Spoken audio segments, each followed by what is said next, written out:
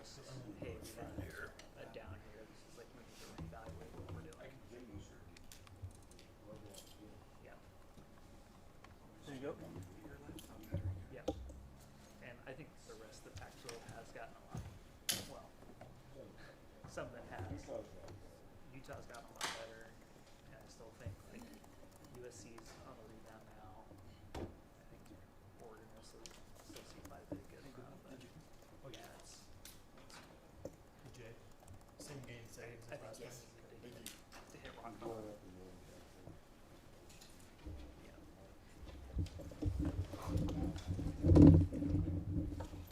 There's any more section. Right there. Yeah.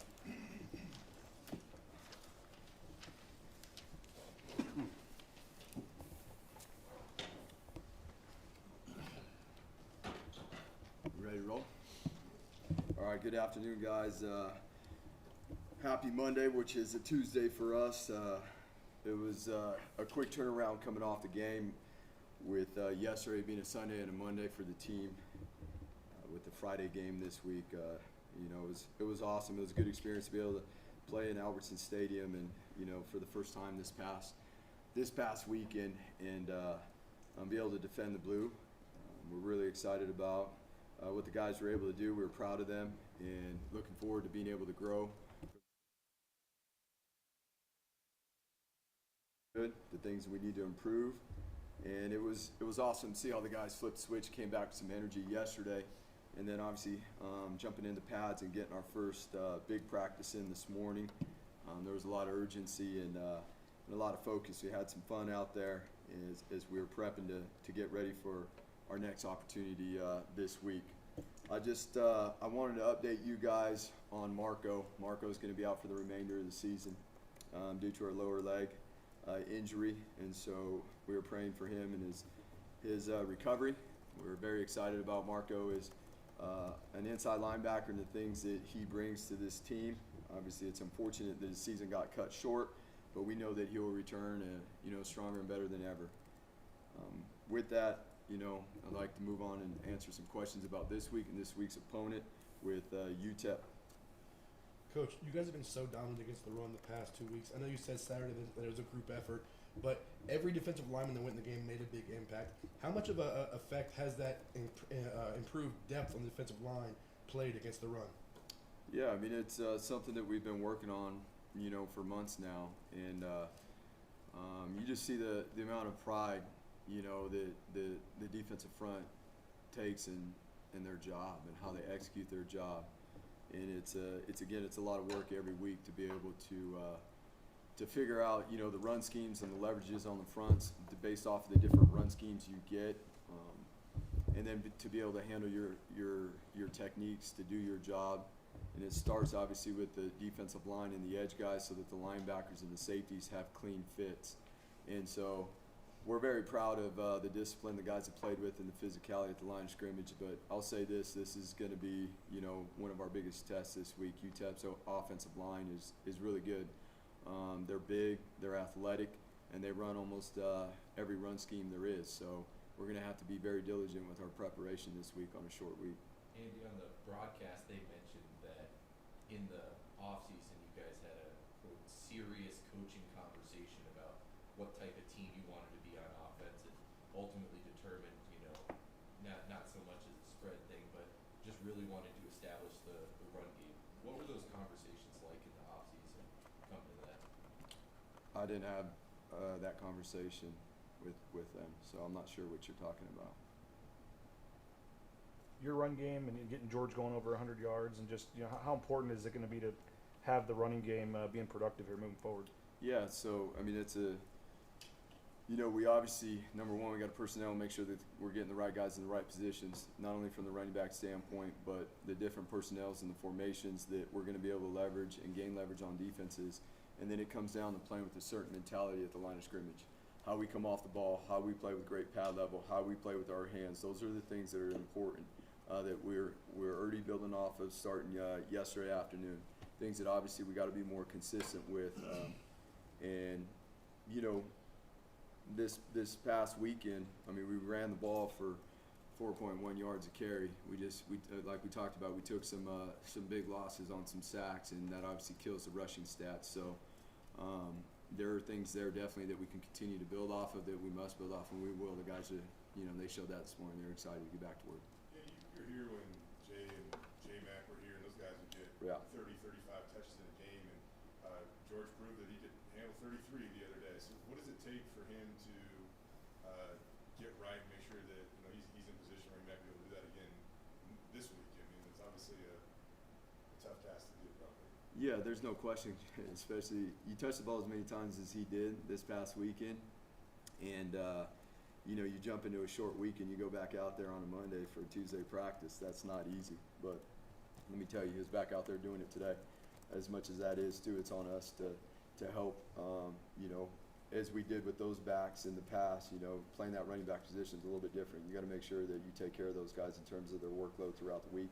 Make sure they're squared away in all their responsibilities and assignments, but make sure that they're fresh when it's time to go. And that's not just George. That's the other running backs. That's in a short week like this. That's the whole team. What did you see out of George as the touches piled up and didn't seem to fall off at all? And he's a pretty quiet guy, but after the game, I mean, he had a smile on his face that I think he was pleased with what he was able to do last Saturday. Yeah, I mean, obviously he was able to get going pretty early on there. And again, it wasn't just running the ball, right? We created some space for him too in special teams, and he was able to create some serious field position, and that's awesome. I mean, that's where dynamic players like that are able to change the game, not just running the ball but catching the ball. He had a big third down catch, that kept the drive going, on the positive side of the field, and then ended up having another catch to score a touchdown. So the multiple ways that he can do it, and again, he does it a certain way, but that's what we ask out of our running back position in general. You guys have seemingly, to me at least, thrown the ball more to the running backs out of the backfield. Is that a conscious effort, something that you decided you guys want to do more this year? Well, if teams aren't going to account for the running back, and make it a priority to cover him, then the quarterback's got to take what the defense give him. How much concern do you? Kind of a specialized topic, but if you'll indulge me here, there are a lot of women that contribute to this program behind the scenes. How does their roles affect the success of the team? Well, I mean, their roles affect the success in the everyday operation. I mean, a lot of times, Brooke, Sophie, the women in our training room, the women in our film department, the women in our equipment department, they help keep the wheels on this bus moving. They're a huge part of our family here, and we're just very grateful for the time commitment they put in and their dedication and what they bring to the program. When you do your self-scout, what did you see from the offense in the second half? What kind of concerns did you have outside of maybe George? Well, what we want to grow forward, Mike, for UTEP going on this week is what we can take and, apply to what the defensive structures that we're going to see this week, because that's the most important thing right now, right? Is how do we apply what we did last week, because last week was last week, this week's this week. We're not going to see a three-man front this week. So this week we're going to see a four-man front from UTEP's defense. We are going to see cover four, which we did see. So the front structure that we're going to have to be able to be successful against this week is going to be way different than it was last week. So some of the mid-zone schemes and targeting and stuff like that, and the techniques that we've got to be consistent with executing up front, we can learn from last week what we need to do better this week. And like I said, we got a big start on that last night in our team's walkthrough. And then obviously today, the guys did a good job with it today. So it's just the consistency, Mike, with the different fronts and pressures we're getting. At the end of the day, it's playing with great pad level up front and playing physical with our hands. That's one of the biggest things that where we can continue to improve. What about Hank in terms of where he's at after a couple of games? How do you feel like he's playing? Yeah, I mean, he's I think we all know that we left some plays on the table the other day, but he also made some plays, and so this being, going into the fourth week of the season here, it's a long season left to go, and we're excited about that from the standpoint, Mike, is that each and every week we got to grow, and we got to be able to move forward and improve on the things that we didn't do well. The biggest thing is we got to take care of the ball, Mike. We obviously cannot give up the ball. and put the ball on the ground the way we did in the last game, and he knows that. And you know, he takes pride in what he does, and that's something that he will correct. You jumped on the offensive line a little bit after the game, saying you need more, you need better production from those guys, better protection.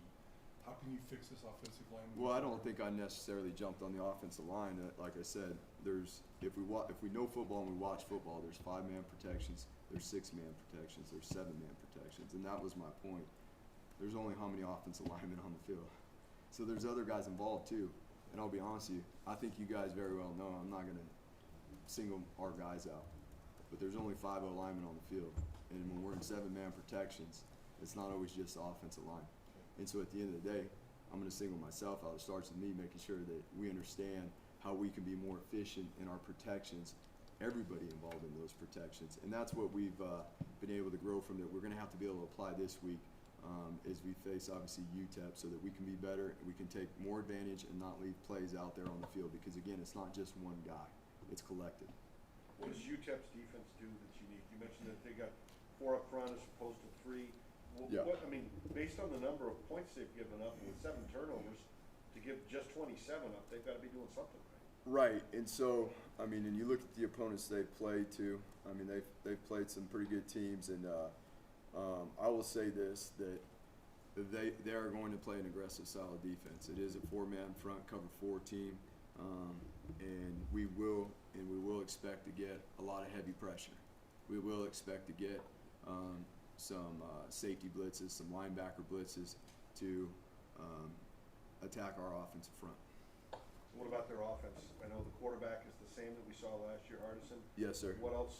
What do Well, they do? you know, one thing that is consistent is their passing attack. They've got a lot of speed at wide receiver, okay? And although they may not have the production in the run game that they had last year, their O-line, I will go on and say that if they're not the best, they'll be the second best that we face this year. From the standpoint of how they move, all the different run schemes that they're able to execute, and the physicality that they play with.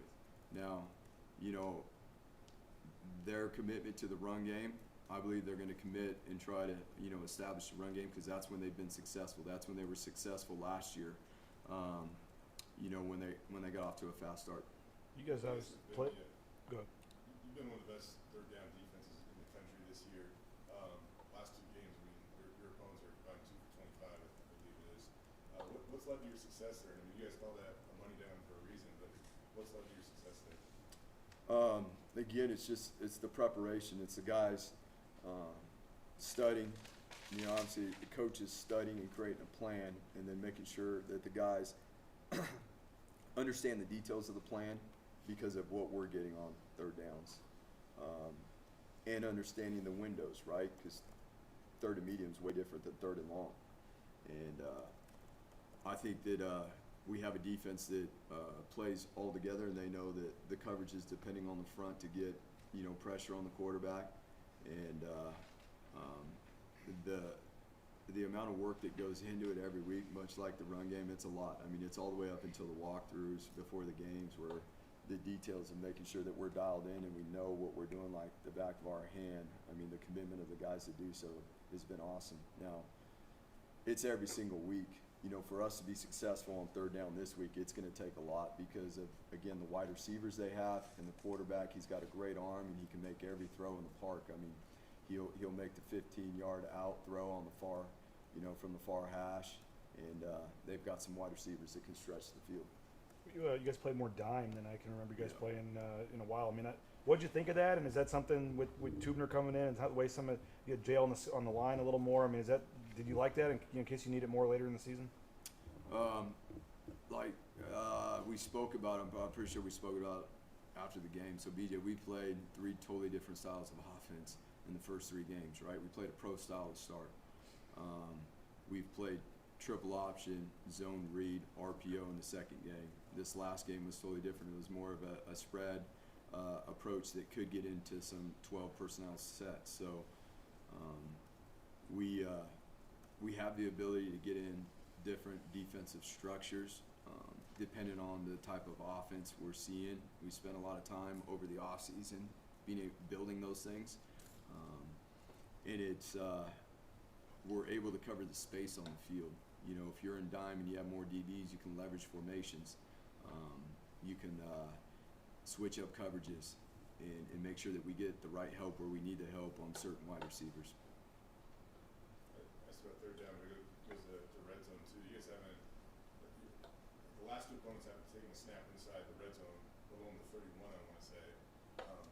We're talking with some of the players, and they've adopted this nickname called the boneyard, I guess, where they want, you know, you don't want it to be enjoyable when you're on the defense, on the field with them. Do you think that is something that they, a mentality they have adopted? I don't know what you're talking about. Coach, Scott Matlock, seems like he's been below these games. What type of season has he had, and what are you seeing on tape that's really sticking out, Andy?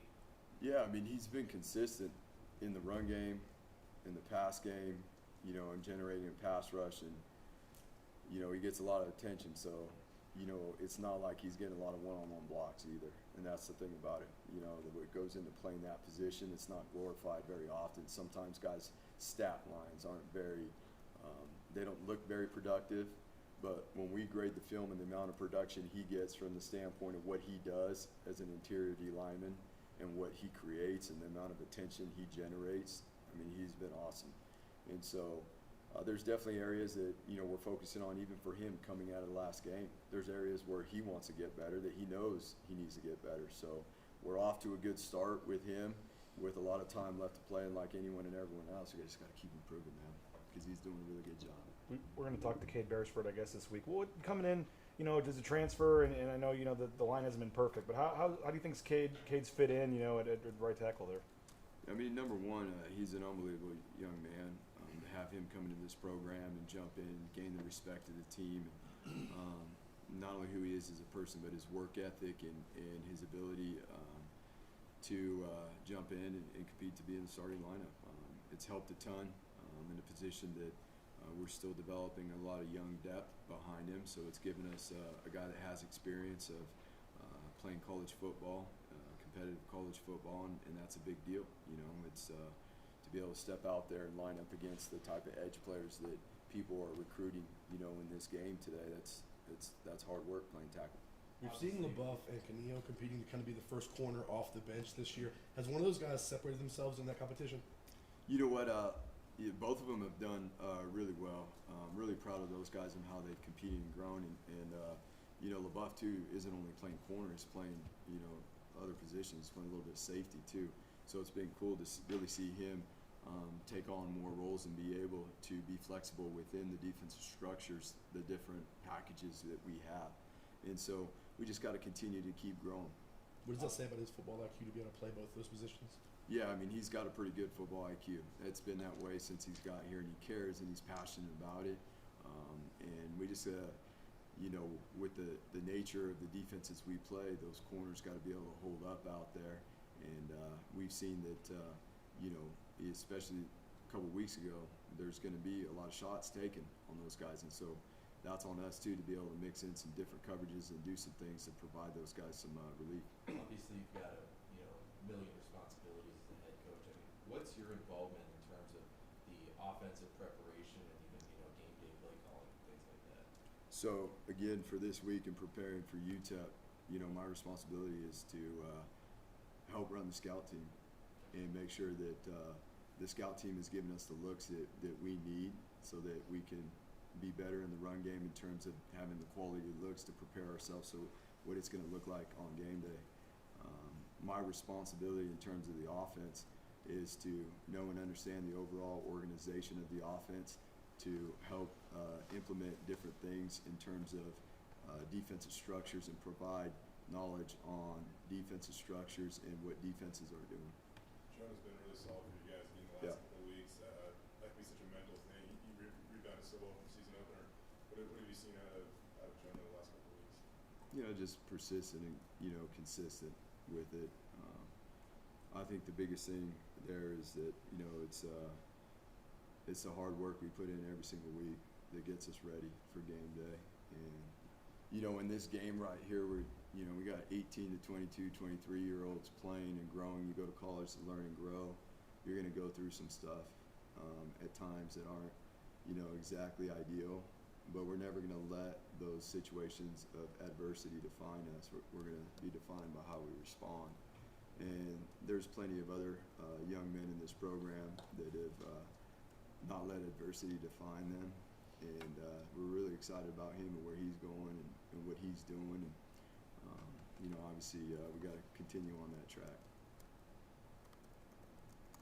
Ahmed Hassan is one of those young D linemen that have seen some playing time in the last couple of weeks. Physically, has anything impressed you about him the last couple of years? I think, well, number one, the experience he did get last season. Getting the reps he did, that's huge. It's the start of this year. It's not the first time that he's been, inside the paint on a college football field. So his knowledge of the defense, his drastically grown. Now, he's a guy, too, mind you, that has played inside and has played on the edge. And so we're really excited about his overall development. His physical development for a guy his age is pretty high. I mean, he's one of the strongest guys on the team. He's quick, he's explosive for a 290-pound guy. So we're excited about where he's growing, and we want to continue, obviously, to provide him opportunities to have an impact. What's your best or most memorable story about Herbert Gomes?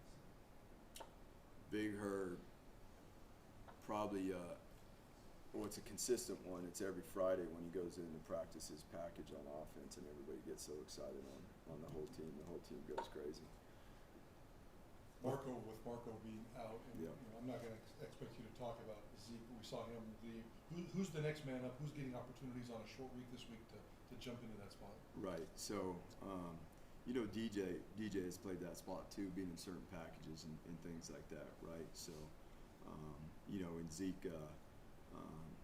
Zeke has been such a tremendous player for us as well, and we're excited about what both those guys have done, and we're facing somewhat of a similar structure this week. We'll see a lot more fullbacks and two tight end sets than we did last week. So we're gonna need a big game from both Zeke and DJ, and love the way Drew Simpson's coming along. Brandon Hawkins and those guys have they've been practicing pretty well. And then Ty Tanner's another guy that is jumping in there and getting some reps with the linebackers. Behind the scenes, we're constantly building the threes, building guys that we don't even talk about in here that are making huge gains. And so, Coach Steed's been doing a good job with that group, obviously. How different are the two positions, the two linebacker spots, and can most play both? No, they are different.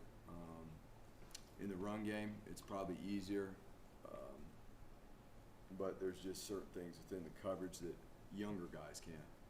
Older guys like DJ, a lot more experience, and they understand the overall structures of the coverages. Young guys, it's very difficult to have younger guys play two positions. That's asking a lot. For most, a few may here or there, but not very many can play both. What do you make of just this matchup and this series that you had going down there to play them at the Sun Bowl? And obviously, I know you guys recruit Texas. This is like corner of Texas, but I mean, what do you make just of going down there on Friday? It's a huge, it's going to be a huge challenge. Again, they have shown to be with this offense very productive. I mean, they've had a wide receiver group that has been extremely productive and a run game that has been extremely productive. Going on the road again on a short week and getting ourselves ready and prepared is going to take a lot of diligence. Obviously, getting to go play, in Texas, is a big deal. We got a lot of guys on our team from Texas, and so it's a huge opportunity for us. And like we always talk about, it's the most important one because it's the only one this week, and we got to have another practice tomorrow like we did today to continue to get ready because the guys did an exceptional job today coming back and practicing. Just to build off that, you guys do recruit Texas a lot, but you guys haven't played there very often. I mean, Right. Would you like to play more games in Texas? Yeah. And is it useful? I would like to play more games in Texas, and I know Jeremiah would as well, and our players do. It's one of our it's one of the biggest areas that we recruit. So we would like to do that. Again, it's always exciting. I mean, for players, whether we're going and playing in Oregon, California. The California guys, when we get to go back and play in California, it's a big deal. It's a big deal for these young men. They moved away, and we remember what it was when we went away to college, you know, and to be a part of something like this and get to play college football and go back home and play in your home state, it is a big deal. And, you know, that's just a piece of it that should motivate us to even do the extra we need to in our preparation to be our very best. With Cole Wright, I know we've asked you about him a lot lately, but he continues to earn more opportunities and take advantage of them. We saw him in the return game too. You know, we're going to talk to him this week. What's he doing to continuously keep getting more and more chances out there? He just takes advantage of them, you know, whether it be at practice, and obviously we've seen it show up in the games now. And what he does at practice, he does in the game. So you know what you're going to get from Cole. And, you know, he's a talented guy that again, last year, he was on scout team for the most part last year, but some of the fits he was giving us on scout team last year, I mean, he made it very challenging on the defense, and now he gets his opportunity to do that, you know, on game day. Last question. Thank you, guys. Have a good week. You know, if you and JD are working on Texas games, and then there's Houston on schedule. That is kind of a plan to plan more of those. One every 2 or 3 years, or every year probably, or not every year. Be awesome to see you guys against SMU. That'd be a great game. Isn't Rice on the schedule too down the line? Is that one here or the? Both, I think. You guys just want to go to Whataburger. You can be honest. Yeah. Sure, Rice is Just get like a on the line. Well, no. Yeah. You want to try a different port? Yeah, why not?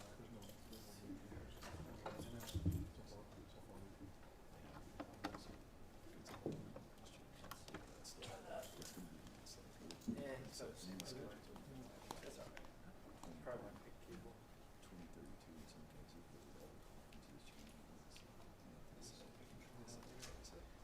They got their hands full with all that stuff. Hey, at Rice is 2032. Actually, they asked me, and I'm like, yes, this Can't would wait. be to do before we're talking about this and that, but it's really, there's so many things, so many brokers. So I just let it on and our auto, which I'm not here at. Much past you. Get some set. Especially when he moves back. I'd love like a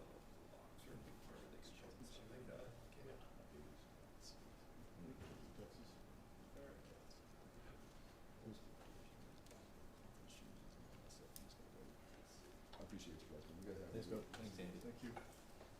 Did you say Rice is number 2? 2032 is that Rice? Good afternoon, guys. Oh, yeah, there it is. Okay. So Rice in 32, and then Houston in 25. The Rice game got moved back, didn't it? Wasn't it earlier originally? Yeah. So 2 of them. Is that true? You want more Texas road games? Say again. More road games in Texas? Keep them coming. Keep them coming. Keep them coming, baby. Hope you guys had a good weekend.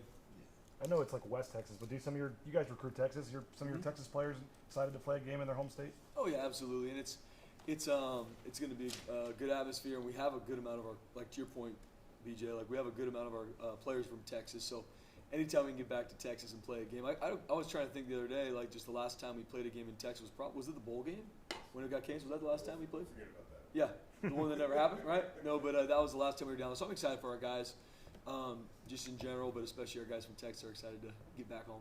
You guys have been so dominant against the run the past 2 weeks. Why have you had so much success in that area? Yeah, I mean, credit to our players. You know, they've really taken a big step in the fundamentals and the techniques that make the different schemes to stop the run. And like we've talked about with you guys before, I mean, it's a new week every single week. It's something that we make sure that we continue to install the fundamentals, the techniques that stop the run, because that is defense. If you can't stop the run, that's our first emphasis on defense is to stop the run. And if you don't do that, you are not going to be successful on defense. And obviously another big test coming this week from UTEP. But proud of how our guys have stopped the run the past 2 weeks, and now we just got to, just like everything, got to keep building on it. Kind of an obvious question, but how much easier does it make it to win a game when you can make an offense one-dimensional? Oh, it's huge. I mean, it's paramount, regardless who you're playing. I mean, from a spread team to a team that maybe runs the ball all the time, like it doesn't matter. You have to stop the run to be